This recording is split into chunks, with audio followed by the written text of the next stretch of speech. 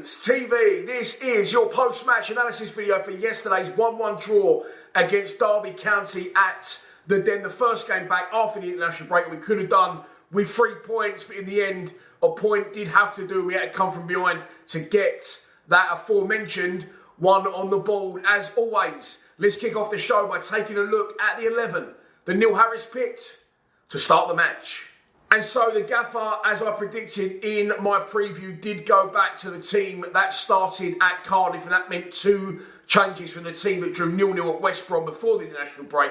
It was Lucas Jensen in goal, Ryan Leonard right back, Joe Bryan come back in for Danny McNamara at left back, and I explained in my preview why that would be a close call, but I do believe that it was probably the right decision. Jake Cooper captained the side alongside Big Jaff at the back. It was George Saville and Casper Denor in the centre of midfield. George Honeyman in the 10. Femi Aziz dropped out and was replaced by Duncan Watmore. Unsurprisingly, Romain Esse on the right, and as a lone central striker, Macaulay Langstaff. Okay, so I'm going to kick off this show by saying, and I know the comments will follow below, you're up Harris's arse.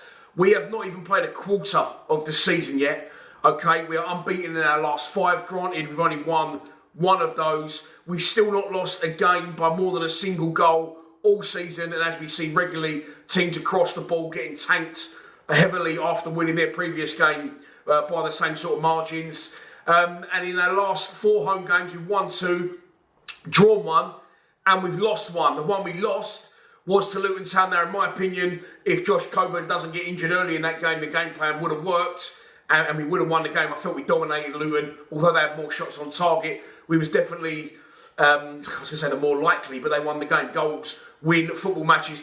And we've now got 2 strikers that are firing and have found their feet at the club. Harris come in at the back of the last season. He had a job to do, which he did. There's been massive transition upstairs and down over the summer, and a lot of new players who the majority of, barring Wintle and Coburn, are all permanent young Millwall players. So I'm not shitting myself just yet. I would have loved 6 points from yesterday and Plymouth home on Wednesday upcoming, but 4 points was more realistic. So I still think we're on course for that. Yesterday's game is funny because we had an international break and we didn't sort of lose any momentum because we was terrible at Cardiff, and we done better at West Brom. We usually go into the international break at a terrible point for us, where we've just come off the back of a couple of good wins, etc. And we have had good home wins over the recent weeks against Sheffield Wednesday and against Preston, including in between that the loss, as I've already mentioned, at home to Luton. But although the players potentially should have been fresher after the international break, I think only really Saville played a part for Northern Ireland. Ivanovic did travel with Serbia, but I don't think he played any part. Daniel Kelly got some game time, but he didn't start the match. And I'm not sure, I think Esse played a little bit as well, but he's full of beans, and then he's just good to go at any point. I mean, what an absolute player we've got in our hands there. And yes, I got that one wrong. However, I'm going to say this. I respect people's opinions more if, after yesterday saying Harris is shit, Harris is out of his depth, that'll be the exact same people on Wednesday. If we beat Plymouth, you'll all be going fucking singing Super Nil. So one game doesn't define my opinion on a manager or a situation, and I feel that we are definitely on course with Harris, especially now, as I've already mentioned, Ivanovic firing and Macaulay Langstaff, who is definitely now, for those saying he's not at this level, he's already reached it now, and he was unlucky to not get on a score sheet yesterday. But we didn't reach the levels that we did we, against Sheffield Wednesday, against Preston. Why is that? I don't know. Were Derby a better side than Sheffield Wednesday or Preston? I don't know. They knocked the ball about nicely. I thought they started, we like to try and come out the traps quick at home yesterday. We didn't do that. And they sort of retained the ball a little bit. And they did keep trying to get that gap in between Cooper and Bryan for the right wingers to run onto. And they was having a little bit of joy with that. And they did get a couple of really good crosses into the box. One where Tanganga does brilliantly to stop the Derby striker running in and heading it in. And there's another one that comes from the other side that goes to the back post. And Cooper does absolutely brilliantly in that instance. Again, exactly what Tanganga did in the previous incident. And he stops a certain goal. Again, there'll be the same people that don't recognise that will be saying Jake Cooper's shit because of the crossfield ball that was terrible, that he knocked and give Derby the chance to break away about 15 minutes after that. Eventually we got into the game. And again, I'm going to listen, I only say what I see. I'm not up Neil Harris's arse for a reason. He's not paying me off to give him good reviews. It makes no difference to him or really to you what I'm saying, but it's just my opinion. I do truly believe he is the man for the job, and as I said now, it's different to as it used to be. We haven't got 5 loanies in the starting 11. We've got young Millwall players, and it's going to take time to gel. We've only played 10 league games, 46 in a season. You do the math. We're not even a quarter of the way through it, as I've already said. But eventually we start to get on top. A great run from Honeyman. That run always banging about running through the middle and running beyond. Marrero finds him with a brilliant pass, and he was getting forced wide. He does test the keeper and forces a corner. And then not long after that, we put together a really good move where again, SA's involved, finds Watmore slots in Langstaff, and Langstaff could not do anymore. Had nothing else to aim at other than that very small area at the front post, and he does everything right, and he cannons it off the inside of the post as well. It's probably 6 inches away from glory, that's what she said. You know, it wasn't a fantastic performance, I get that. We didn't reach the levels from the previous games, I get that, I accept it, and it was a lot more scrappy. Good atmosphere yesterday, especially in the second half. Fair play at Derby, I said in my preview, they travel well and travel in numbers, and they filled the away stand top and bottom, but they had one shot in the game. Was it even a shot? I don't know, I'm going to get onto that. But in that shot I said that Langstaff had, I mean, that goes in and it's a completely different picture. It is very much about fine margins in football, and that points a little bit of luck, which we don't always get, but we got a bit of bad luck and a bit of good luck involving in both goals, which I'll get onto. But we went in at half-time, and I said to Henry and then the boys in the box, we'll have the second half. It'll get into the second half. They'll get their level. If they just get it up another 10, 15%, then we'll turn them over. And then we go into the second half, and the only real chance we had, no other than the goal, was Langstaff. Again, it's a clearance downfield from Ryan Leonard, and Langstaff runs the channel really well, uses his pace and his strength to get in front of the defender. He cuts in, he gets in on goal, he's forced his chance out of nothing, yes.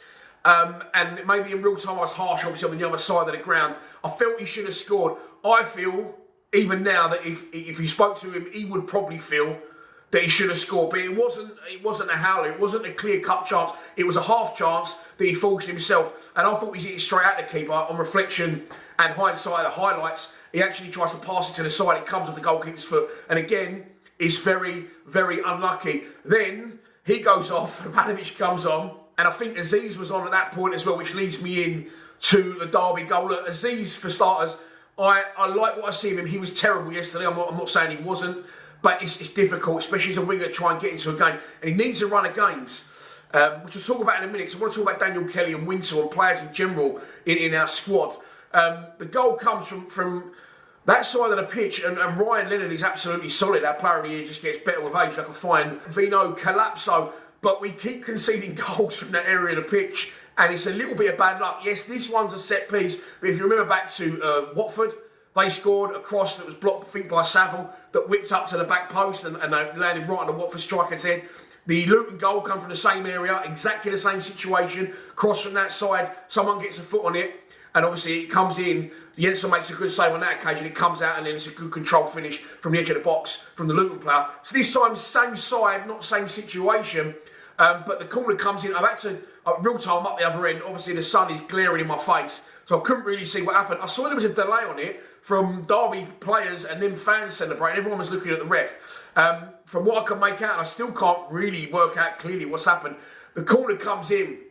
It's actually Aziz that flicks it on, and it goes right up to the back post. I'm looking at Jensen's position because, as you know, I am very critical of Millwall goalkeepers, but he is growing on me. He's very good at shot stopping, but he is a little bit like the Danish Dracula. He don't like crossing so much, but I'm not blaming him for yesterday's goal. He did make a bit of a dart towards the front post, and I don't know whether the Watford goal, the first goal he conceded of the season, was in the back of his mind, but he has to get across there because that's where the ball's gone to. The flick from Aziz is unfortunate. He's not a defender. There's people leaning on him, his body's everywhere, and he flicks it. It loops up, as we've seen a million times already at the end of this season, from the goals that I've mentioned, to the back post. A a Derby player gets his head on it, and I think it already goes over the line. He sort of tries to scoop it back, and it sort of hits the post, comes back to him, and he's well over the line by that point. So, again, unfortunate. Again, we didn't take our chances. It was the only chance they had in the game. So, I've not seen Neil Harris's post-match comments. I saw a tweet as I was driving home as it popped up on my phone, but I didn't look at it. It's from Richard Cooley. And he said, Neil, it's clear to see Neil Harris is fuming with today's result. And then he must have deleted the tweet, and I couldn't find it again. I've been in absolute pieces. The worst man flu ever. I think I mentioned it a couple of times during the live stream yesterday, and the sun beat me down. I was absolutely done yesterday, so I came home, edited the videos, and I was out like a light until this morning, but I'm still feeling horrendous. But anyway, that's my problem. So I don't really know what Neil Harris's post-match comments were, but on reflection, we've had the chances, we've completely nullified their attacks. Tanganga was outstanding again. I nearly said awesome. I've not said awesome in my life. Well, I've probably since the Teenage Mutant Ninja Turtle days. Let's go with outstanding. Tanganga was absolutely outstanding. Again, we never looked in danger at any point in the game. Jensen's not had a save to make, but we haven't capitalised through that very unlucky circumstance in the first half of the one from Langstaff. They hit the post. And then the one potentially where he could have done better. But we're behind nonetheless, and it looks like we're heading for a defeat, which would have been Derby's first away win of the season. I think yesterday, I could be correct on this, was their first away point of the season. And it's very Millwall on it that they've got it at us. But we get a bit of luck. We don't get luck with their goal, but we get a bit of luck with our goal. Clearance downfield. Their defender cannons it away. He actually comes back off SA and releases Mihailo Ivanovic. And I'll be honest, it seemed like it went in slow motion from the point that he ran. And I've said this a million times. Players get through. They either get caught up, they make the wrong decision, they make a bad decision, or the decision they made that would have been right, the final ball or the final end product, is not good enough. It's an absolutely brilliant goal. I'll be honest, I was waiting for him to fuck it up, and he just didn't. He got his head down. He had ages and ages and ages to think about what he was going to do. Keeper comes out. He goes round him. Now, I could be made to look silly again in the comments. I can't remember the last time a Millwall player went round the goalkeeper. I know it's not the be-all and end-all, but just that composure. He's come off the bench. It's difficult to get into a game as a substitute. As we know, he's new to England. He's young. His old man's fucking banging about him on Twitter. Non-fucking stop, which probably ain't helping him. And he's obviously, he's going to embarrass the boy. But his old man's doing what he's doing, and you'll love it. And do you know what? Long may it continue, but don't say I didn't warn you. Wait till he scores 20, 25 goals for us, and he wants to move. We'll see if you enjoy his old man's tweets then. But let's take nothing away from Ivanovic. He's got a tenner coming from his uncle as well for scoring on his left foot. If you saw the tweets, brilliantly round the keeper. Two Derby players track back on the line. He looks up and he just slots it in between the pair of them. Runs away, giving it what's he called? What's his name? Alexander Mitrovic. I couldn't think of his fucking name. He runs away, giving it that one, and it's back to level pegging. And we was unlucky at that point to not go on and win the game. There wasn't any time left. But it did feel at points yesterday that it's going to be one of the days when we don't get a break from. When we did, I think if we had another sort of 10 minutes on the board, I think we would have got it over the line. I think it saved it a little bit with the negativity towards Harris, shall we say, after the game. A point, listen, 4 points from 2 games in this division at home. There's nothing wrong with that. Yes, we want 6. After that, Daniel Kelly and Ryan Winsell, I always forget his fucking name. Ryan Winsell came on, and Saville and Denor went off. Someone commented yesterday on the live stream, said, get Denor off. He's not done a fucking thing. I would disagree. I thought it was brilliant again yesterday. I thought they both was. They are constantly, the turnovers, them two win between them. And now as well, Denor's getting on the ball a bit more and threading a few more passes. He always switches play nicely. We know that. But going forward now, he's looking for more of them killer passes. Kelly and Wint will come on. Okay, and it's a little bit like with Aziz as well. Millwall Football Club is a difficult one to try and give these players, the sort of team we are, to give these players a run in the team. We're not a team that's flying high at the top of the table and comfortable, so we've got the luxury of being 3-4-0 up and we can bring them on for half an hour, or we haven't got the luxury of, we're fucking 7 points here at the top of the league. Let's get some youngsters in and we'll bring the others on if need be. We're not that sort of team. So it's going to be very difficult for people like Kelly, people like Winsell, to take their chances. Not so fussed about Winsell. I don't know what I've seen of him, but he's not a permanent Millwall player, is he? But, it's difficult to try and get these players into the team and give them a run.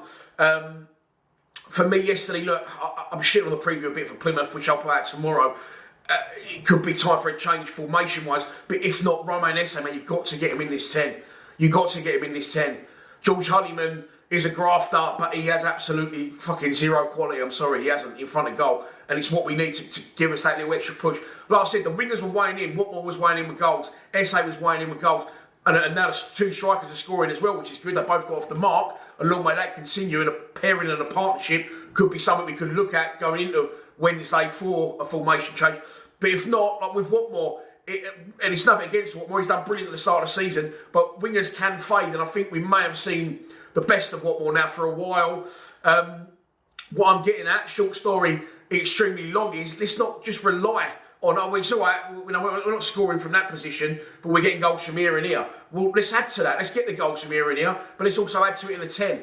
I definitely think Aziz with a run of games, or the forgotten man of Millwall Football Club is currently suspended, Idemo Maku, get him on the wing, get him in SA's position, and get SA in the 10, especially at home, especially against Plymouth, off the back of what's happened to them yesterday. But I will cover that tomorrow, like I said, in a preview. It ends 1-1 at the Den. Yes, we wanted 3 points. Yes, we didn't reach the levels of previous, most recent home games. But in the circumstances, we've had a little bit of bad luck, a little bit of good luck with our goal. And we've shown fight, we've shown resilience. We've come back, we've got a point on the board, and all is not lost. And so that's your lot for your post-match analysis. Enjoy the rest of your Sunday. And I will be back tomorrow for a preview and score predictions from the boys for Wednesday at home. Wayne Rooney's Plymouth comes to town off the back of a 5-0 thumping at Cardiff yesterday. Please subscribe to Lions TV. Come on, you Lions.